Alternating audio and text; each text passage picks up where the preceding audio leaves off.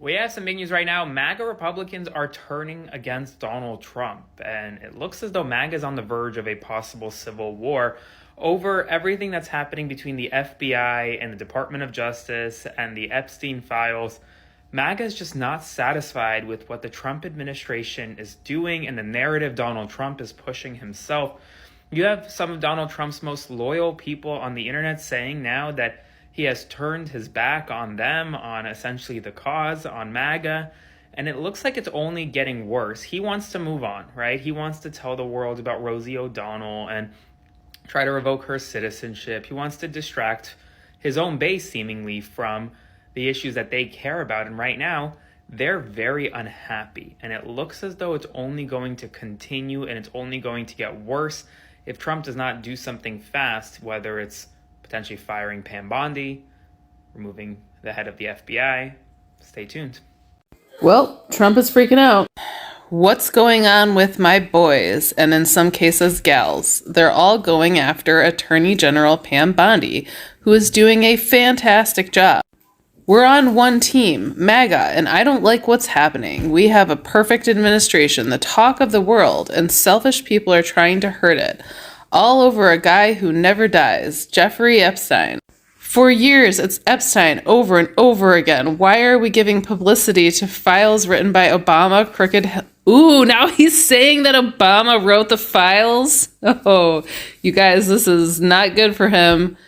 Anyways, files written by Obama, crooked Hillary, Comey, Brennan, and the losers and criminals of the Biden administration who conned the world with a Russia hoax, 51 intelligence agents, the laptop from hell, and more. Oh, wow, you guys. This is basically like a public admission that he knows he's outed, because if he's starting to blame Hillary Clinton and Obama, we know where this is heading. They created the Epstein files just like they created the fake Hillary Clinton Christopher Steele dossier that they used on me, and now my so-called friends are playing right into their hands. Why didn't these radical left lunatics release the Epstein files? If there was anything in there that could have hurt the MAGA movement, then why didn't they use it? He knows why. He knows why. They haven't given up on the JFK or Martin Luther King files, no matter how much success we've had, securing the border, deporting criminals, fixing the economy. What a joke. Energy dominance. This is crazy. A safer world where Iran will not have nuclear weapons. It's never enough for some people. We are about to achieve more in 6 months than any other American administration has achieved in over 100 years. You mean more destruction of the entire country? The country is destroyed. It will never recover. And we have so much more to do. We are saving our country and making America great again, which will continue to be our complete priority. The left is imploding. Kash Patel and the FBI must be focused on investigating voter fraud, political corruption, Act Blue, the rigged and stolen election of 2020. They're arresting thugs and criminals instead of spending month after month looking at nothing but the same old radical left-inspired documents on Jeffrey Epstein. This is crazy, you guys. This is like a complete 180. Let Pam Bondi do her job. She's great. The 2020 election was rigged and stolen, and they tried to do the same thing in 2024. He's literally like admitting every single crime he's ever committed. He's just accusing other people of doing it.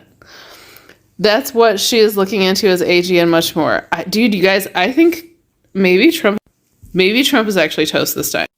1 year ago, our country was dead, and now it's the hottest country anywhere in the world. Let's keep it that way. And yeah, hottest because it's 1,000 degrees because of climate change. Let's keep it that way and not waste time and energy on Jeffrey Epstein, somebody that nobody cares about. Wow, QAnon is going to lose their minds.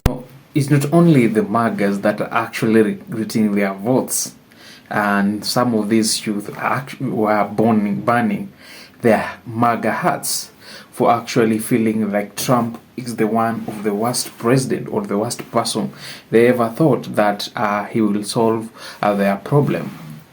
Ty Kobe, the former White House lawyer, and obviously, if you are a White House lawyer, you are buddy to that person or to those people that actually you are representing them.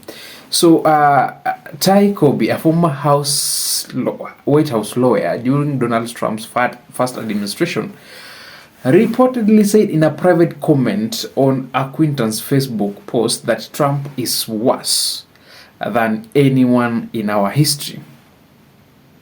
So that statement was made in early July 2025 and was verified by Snopes, which confirmed the quote was nearly identical to that of Cobb's original words. Now, Cobb's criticism included claims that Trump shows contempt for the countries, appoints unqualified individuals to key positions, and has taken action like removing 12 million people from Medicaid, eliminating child food support, and undermining global health efforts to monitor diseases like Ebola. So the quote gains significant attraction in online. But let's talk about these points that actually Ty Kobe talked about. So you may feel like maybe he was just throwing tantrum towards Donald Trump, but is actually talking about real issues that actually Donald Trump, Donald Trump made poor decisions that he even made his body feel like his worst person. So let's talk about the global healthcare efforts that monitor diseases like Ebola. So we all know this is one of the most dangerous diseases that actually has been affecting many African countries. The countries that Trump feel like he wants to pull them towards US and not from and get them away from China. But where he's able, where the people feel like this man is able to actually help them, Trump does what? Trump actually pulls out. We have seen like the USAID, where Trump has cut fundings to USAID. USAID has been one of the organizations that have been helping many people in the world affected by diseases, refugees. Let's talk about Congo. One of the countries that is always affected by Ebola a very long time. So recently he tried to broker a deal for peace, but trying to cut that fund, it doesn't sit very well among your peers. It doesn't fit well among your people. Let's talk about eliminating child food support. One of the main key issues that actually, we have seen videos of people talking about food bank, feeding program for children have been cut due to Trump's budget cut. We also, Elon Musk criticize also Donald Trump because they feel like, Donald Trump doesn't deserve, to lead the country. He's a very dangerous person, very irrational. When he took office, he spoke about, focusing on American issues. So I was wondering what really pushed him to actually go and bomb Iran. You have all seen what is happening there. Recently, his body, Netanyahu bombed and children who were fetching water. Then he said it's a malfunction, it's an error. So these are kind of people that actually entrusted to world politics, entrusted to actually bring peace to the world, which is he is really failing so hard. But you know what? It's not only Ty Kobe who has actually been criticizing Donald Trump. Let's talk about the recent controversial issue, the Epstein files. If you've listened to those audio clips of when Epstein was being interviewed, he actually mentioned somewhere, that Trump is one of actually a very terrible person. Yeah, actually, that is what the words he actually used. Listen to this. Listen to this. Like that, there was nothing. No history, no strategy. And what I started to say about executive function. The executive function is, and it's strange because construction, by definition, is just that. First you have the foundation, you have the steels going up, what stage? But in terms of his anything but real estate, he can't figure out if I fire Bannon, what happens tomorrow. So cause and effect, that has no relationship. Is it in analytic intelligence?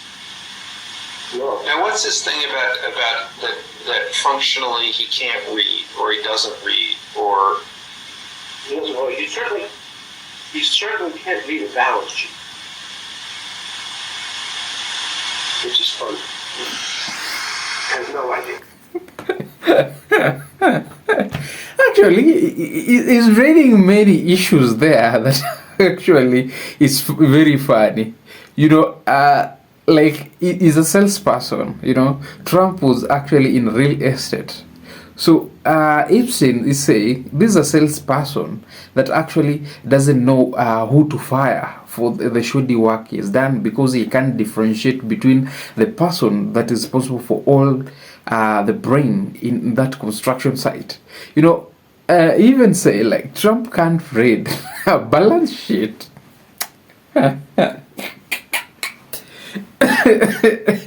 What? That's really vague. That's really bad. That's really bad. Idea.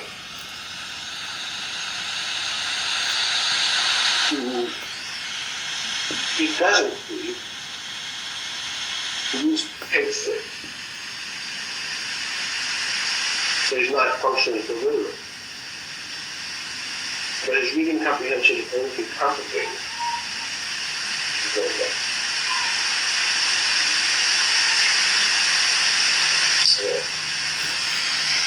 now what's other than he has he has a sense of humor. He can be funny. He's right. What else recommends him? His ability to sell. He is charming. He is able to convince people. It's very much like Clinton. Both Bill and Donald have the ability to go over to a fat, ugly woman, say, "You are the most beautiful thing I've ever seen." So he tells everybody what they want to hear. Not everyone's charming. And I'm telling you that I know 4 or 5 people who have recently seen him. I just realized we're talking. Okay, I'll leave there. But what I've picked from this last person, that Trump is very charming person. You know, he's very good salesman. He'll sell you what you need to hear, but he'll not do what you want him to do. The same as running, the same people. Let's talk about this person called George Conway. He was a conservative attorney. Conway has been vocal on X, highlighting Trump's controversial statements such as dismissal of Jeffrey Epstein case, which drew a significant backlash from Donald Trump supporters, which made even Donald Trump supporters to actually ban those MAGAs. Conway has recently criticized Trump's behavior and policy, framing them as erratic and damaging to democratic norms. So, all these are recent person, a very good body of Trump. What is he actually criticizing Donald Trump? We feel like he's a very erratic person. You know, he's damaging Americans' democratic freedom or democratic norm, which even led to that, the lady, the artist, to paint the Lady of Liberty, covering the face, because things like this. And the former U.S. Secretary of State, in her 2018 book, Fascism, a Warning, compared Trump rhetoric and method to those of fascist leaders, describing him as the first modern anti-democratic U.S. president. She focused on authoritarian tendency and disregard for democratic institutions, We have seen Trump is a person that actually has been in contempt of court for a very long time. He has been issuing executive orders that we all know it's against, it's not constitutional right. Yeah, it's not okay. It doesn't contribute to the betterment of America. He has cuts to federal facilities. Like, look what happened to Texas. Another person that has actually publicly criticized Donald Trump is Judith Butler and Noah Chomsky. These philosophers have labeled Trump as a fascist, pointing to his authoritarian actions and rhetoric, particularly during his 2024 campaign and the second term. They cite his nationalistic rhetorics, attacks on minorities, and cult of personalities as aligning with fascist characters. So from all these points, what can be drawn or what can be concluded from this is the really fascism Trump. There's a person who quoted that it's quite unfortunate that a fascist think that Donald Trump is creating these all detention cells or facilities for criminals, for illegal aliens or illegal immigrants. By the end of the day, it will be for those that goes against Donald Trump, those that talks bad.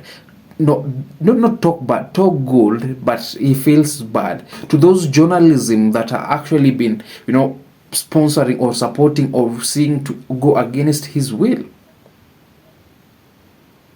Another person was Timothy Snyder, a Holocaust historian. He said about danger and sign of fascism in the Trump era, emphasizing Trump attack on democratic norms and institutions. So we all know from all these things, we see that people are, feeling that is not contented. Laura Loomer, a pro-Trump influencer who typically supports him, Loomer criticized Trump's acceptance of luxury jet from Qatar, calling it a bribe and a stain on his promise to root out corruptions. So this show even loyal supporters have raised concern about specific actions that Trump are doing that does not, they don't feel very comfortable with him. So this criticism span political, academic, and activist sphere. With this criticism ranging from Trump's authoritarian tendencies and attack on free speech, to be specific policy decisions like tariff and foreign deals. We all had the last time the Israel Prime Minister was in America. And there's that one mayor that was actually, threatening Netanyahu. What did Trump come up and say?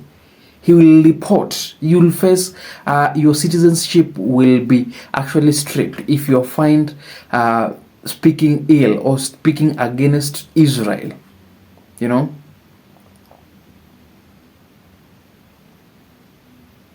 And some like Potters and Loomer critiques from within conservative spectrum, while others like those that were actually, were concerned based on historical ideology and context.